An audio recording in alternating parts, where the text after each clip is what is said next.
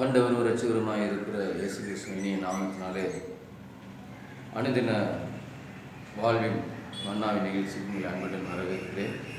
கர்த்தர் தாமே ஆசீர்வதிப்பாராக. இந்த நாள் அனுதின வாழ்வின் மன்னாவினுடைய வசனத்துக்கு சங்கீதம் 121 சொல்லுது, என் நெருக்கத்திலே கர்த்தரை நோக்கி கூப்பிட்டேன், அவர் எனக்கு செவி கொடுத்தார் என்று சொல்லி பார்க்கிறோம். ஆண்டவராகிய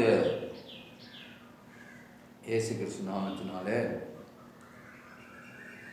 இந்த நாளில் இந்த வசனத்தை ஆசீர்வதிப்பாராக. நெருக்கத்திலே கர்த்தரை நோக்கி கூப்பிட்டேன்,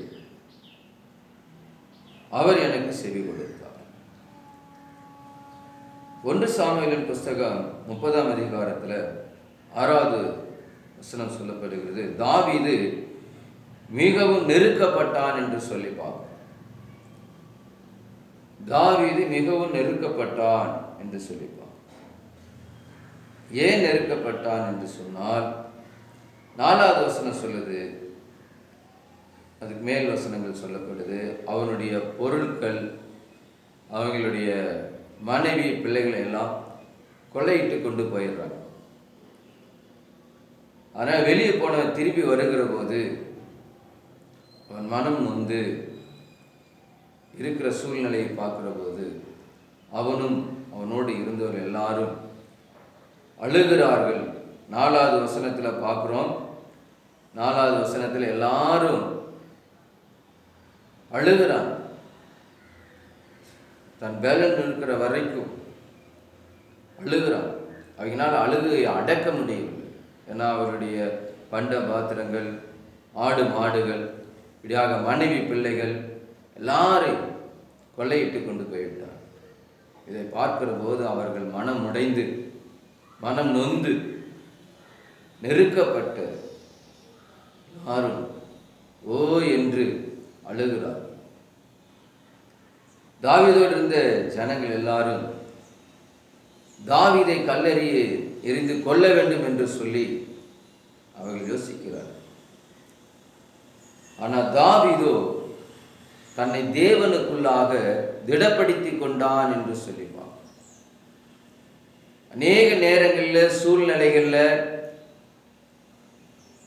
இப்படி ஏதோ ஒரு வகையில் பொருட்களை இழந்து, இடத்தை இழந்து, பிள்ளைகளை தொலைத்து இருக்கிற நேரத்தில், சூழ்நிலையில் நாம் அநேக நேரங்களில் அழுகிறது உண்டு.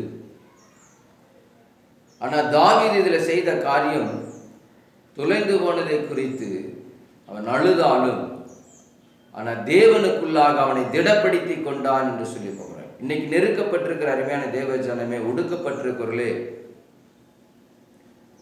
துக்கப்பட்டு கொண்டிருக்கிறவர்களே,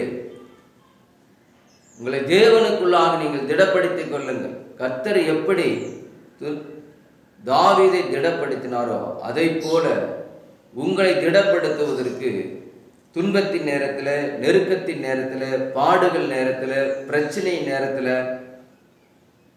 சோர்ந்து போய் மூலையில் உட்காராதபடிக்கு, துவண்டு போகாதபடிக்கு, தன்னை பலப்படுத்தி கொள்ளும்படிக்கு தேவனுக்குள்ளாக தங்களை பலப்படுத்துவன். அவன் தேவ சமூகத்திலே தாவீது அமர்ந்து அவன் விசாரிக்கிறான். நான் அந்த தண்டை பின்தொடரட்டுமா? 8வது வசனம் சொல்லுது, ஆண்டவருடைய சமூகத்தில் உட்கார்ந்து அவன் கேட்கிறான், நான் அந்த தண்டை பின்தொடரட்டுமா வேண்டாமா, அதை மீட்டுக் கொள்ளுவனா என்று சொல்லி கேட்கிறான். ஆண்டவர் சொல்றாரு, நீ போ, மீட்டுக் கொள்வே என்று சொல்லி. அல்லேலூயா, அல்லேலூயா. 19வது வசனம் சொல்லப்படுகிறது, அவன் எல்லாவற்றையும் மீட்டுக் கொண்டான். ஆடுகளையும் மாடுகளையும், சிறியரையும் பெரியவரும், மனைவிகளையும் எல்லாரையும் அவன் மீட்டுக் கொண்டான் என்று சொல்லிப்பான். அவன் மீட்டுக் கொள்வதற்கு என்ன காரணம்? தன்னை தேவனுக்குள்ளாக திடப்படுத்தி கொண்டான்.